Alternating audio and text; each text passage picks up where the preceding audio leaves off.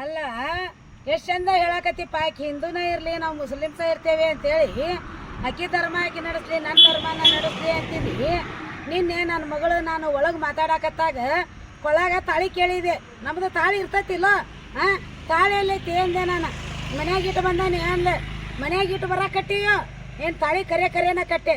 ನಿಜ ಇದ್ರಾಕಿ ನಿನ್ನೆ ನನ್ನ ಮಗು ತೋರಿಸ್ತಿದ್ಲಿಲ್ಲೋ ಹಿಂಗೆ. ಹಾಂ ನೀನು ಇಷ್ಟು ಮೋಸ ಮಾಡಾಕತ್ತಿ ನನ್ನ ಮಗಳಿಗೆ ಎಲ್ಲೆಲ್ಲೇ ಕರ್ಕೊಂಡೋಗಿ. ನೀನು ನಿಜವಾಗಿ ಆದ್ರೆ ನೀನು ಈಗ ಆಕಿ ಹಿಂದೂ ಅಂತ ಹೇಳಿಬಿಟ್ಟು ನೀನು ಆಕೆ ಹಿಂದೂನ ಆಗಿದ್ರೆ ಕೈಯಾಗ ಮೆಹಂದಿ ಯಾಕೆ ನಿಮ್ಮ ಭಾಷೆ ತಕೋತಿದ್ಲು? ಮತ್ತೇನೈತಿ ಹಣಿಗೆ ಯಾಕೆ ಕುಕ್ಮ ಹಚ್ತಿದ್ದಿಲ್ಲ ಆಕಿ? ಹಾಂ ಇಲ್ಲಿ ನೋಡ, ನಿನ್ನ ಭಾಷೆದೊಳಗೆ ನಿನ್ನ ಹೆಸರು ಹಾಕ್ಕೊಂಡು,